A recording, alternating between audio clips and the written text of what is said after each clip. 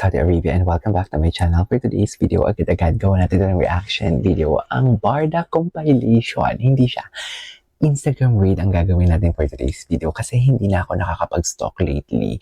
Hindi na ako nakakapanood ng mga kung ano-ano sa Instagram for today's video, pati yung kanilang mga reels sa Barda. So basically, magdidebunk na naman tayo dito at magiging what do you call this? Maisyoso? Tama ba? Magiging malisyoso. Tama, hindi. Makikiosyoso tayo for today's video. Kung may mga connection ba ang kanilang Instagram stories and whatnot, I am really excited to watch this one. So without further ado, let's start this reaction video. Unahin muna natin si Barda. Ano yung mga pinopost ni Barda? Ano ang mga pinopost ni Barbie Forteza for today's video? Exercise. Sabi ko sa inyo mga pinagbabawal na technique talaga. Dito. Dear, I don't wanna compare. Alam ko talaga na meron dito na ayaw ng Kim Pao. But then again, lahat ng mga pinipicture ko sa channel ko is I really love them talaga. So kung wala man kanyang magandang sasabihin, wag na lang. And always remember, choose to be kind. Yun na lang talaga, maging kind. Libre lang yan. Para alam mo kung magiging kind ka, yung puso mo, sobrang gaan. Naniniwala talaga ako dyan. Lalo kung tumatanda ka na. Ako tumatanda na ako. Can you just imagine? I'm 30. Magti-35 na ako this year. Can you just imagine? Halata ba sa mukha ko na 35 years old ako? Kasi nagpapapayat ako ngayon. Kasi pag 4 months na ako ng February 25 since October, November, December, January, February. 4 months na akong hindi nagra-rise. So basically, kailangan talagang maglulusin up ako from 100. Akala nyo kasi payat ako, di ba? Kasi payat yung panga ko sa kakadaldal ko. Pero yung totoo niya, malaki yung tiyan ko. Kaya ngayon panay ako, kung makikita yung mga IG story ko, nagmi-mirror shot ako. Dati hindi ako nag-mirror shot kasi ang tsaka talaga ng tiyan ko, malaki tiyan ko. Ang tsaka pa nito is, yung tiyan mo is palapad. Charis. Palapad ang tiyan mo. Hindi palapad ang tiyan ko, hindi yung paganoon, kundi palapad. So basically, nagpapapayat talaga ako. Pero balik tayo, bakit napunta sa akin ang technique? Yun na nga, always choose to be kind. Alam kong ayaw nyo yung Kim Pao, but then again, nang nag-uumpisa kasi ang Kim Pao, kitang-kita ko talaga ang step nila sa Barda. Tsaka kung mapapansin ninyo, si David and Barbie, si David and Paolo, parehas talaga sila ng ugali. Introvert, tapos loud ang girl, tapos mahiyain, nanlalambot. Parehas talaga sila. Hindi po si Paolo din napapatiting, napapangangan na lang pag si Kim ang nagsasalita. Sa totoo lang. But then again, balik tayo dito because I'm enjoying making a reaction video sa Barda and magsa-stalk tayo dito. Ang sabi ko kanina, pinagbabawal na technique. Ito yun. Una, exercise. Una, jogging. Ganun. Pero ang Kim Pao kasi never sila dumating sa point na nagpaparinigan. Walang ganun.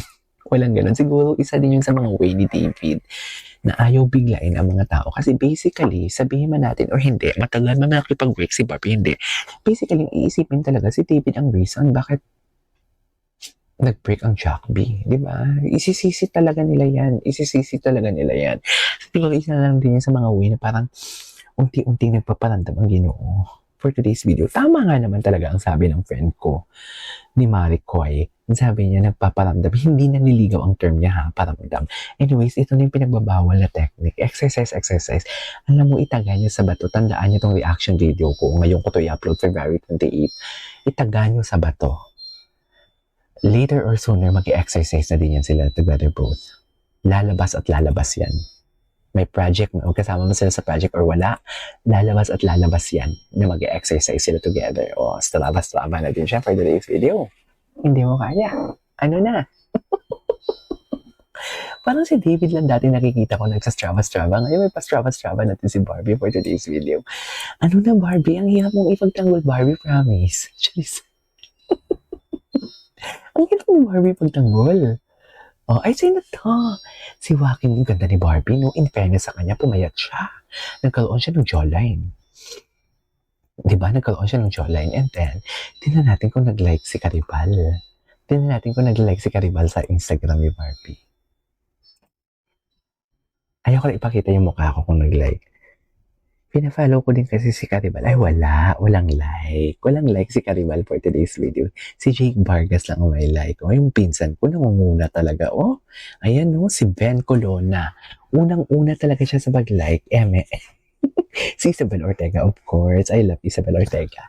So, walang like. Bakit? Bakit konti lang yung celebrities na nagla-like dito? Kailan naman, 4 hours ago, busy pa siguro or tulog pa.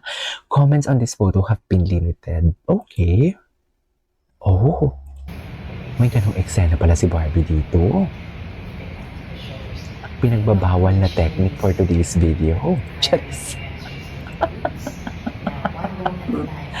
Ang mga pinagbabawal na technique for today's video. Ito talaga siya. Bahala kayo for today's video. Pinagbabawal. Wow, dedicated. Dedicated ang lola mo. Oh, ano masasabi natin dyan for today's video? Alam mo, feeling ko si David din nag-influence dito. Eh. Di ba, wait lang. Isi-search lang ako. Baka makalimutan ko.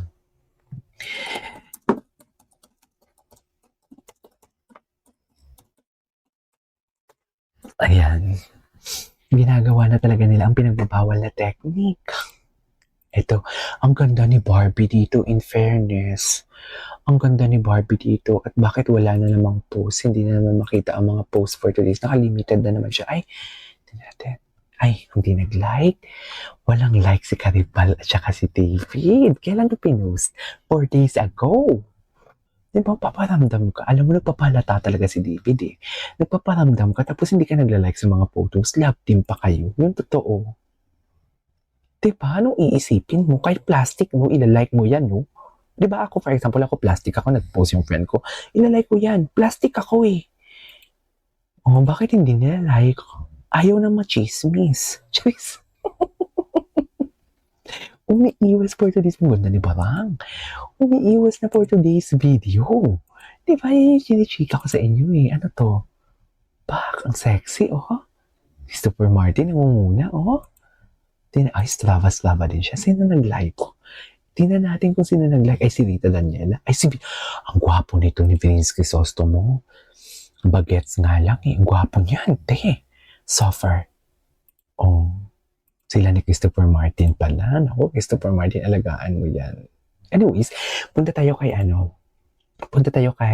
David Licauco. May post siya, may post. Anong post niya? Tignan natin yung post niya. Ay, wait lang. Birthday ng nanay ko ngayon, busy-busy sila sa bahay. 60th birthday. Okay. Yung Maya loan, pinapautang ako, 250k, hindi siguro. Ano ko naman yun? Ay, ganun ba talaga dapat, ma'am? Ay, ano to? Ay, ang alam ko, Sparkle to ang nag-post nito. Sobra Cafe. Ganyan yung atake niya. Okay. Luki-luki na talaga siya. Ano? Dati nung alam mo dati, nang nanonood ako ng mga Instagram, pag-iso ko siya, hubad talaga yung tinitingnan ko sa kanya. Kasi masarap siya eh. Parang normal na lang talaga. Parang normal na lang dangan. Kasi masarap siya eh. Wala tayong magagawa doon. Best in Sobra Cafe talaga. Ay, wait lang. Parang pamilya. Yung vibe, no? Yung vibe pag nagko-coffee si Barbie, parang ganun yung vibe na pinapakita niya palagi. That is the interior of her cafe, should I say. Ay, eto talaga siya, oh. Eto talaga. Pero hindi, dear, dati hindi ganito talaga. Hindi talaga siya ganito dati. Dati hubad. Tapos the way siya tumingin talaga. Parang ngayon, parang ano tinitingin mo bakla? Parang ganun yung itsura niya dito. Dati hindi. Pati mga matrona, inaakit niya sa mga picture niya. Ngayon, no, kahit bakla inaaway niya, no? Anong tinitingin mo bakla? Bakit? Masama kang tumingin, David. Siyempre, nilike yan ni Akla, di ba? Bakit, David? Masama naman tumingin for today's video? Hindi na ba pwedeng tingnan yung kakapiranggot mo na laman? Grabe ka naman, David. Uy, diba? Gwapo niya talaga dito. Ito, nagpa-basketball siya. O ano, dito wala na yung mga chismis. Dito kay Miss Trixie. Diyos ko, nakakahiya. Nagtatrabaho lang yung tao. My God. Ito ba yun? Ito yun eh. Dito talaga napaghalataan na may something eh. Yung magayon eh.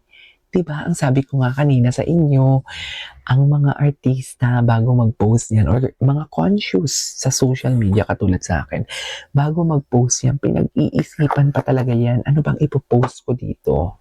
Ganito ba? Tapos pag huli ang pinopost sa Instagram, very special yan. Yan yung sinasabi ko sa inyo. Aminin ninyo, tingnan mo, hindi kagandahan ang picture ni David dito, pero ginawa niyang special dahil ito yung pinaka-last niya na pinost. So, ano? Nagigets niyo ba ako? Sige na. Yun na yun. Anyways, that is our for today's video. This is KGO Vlogs and see you on my next vlog. Bye!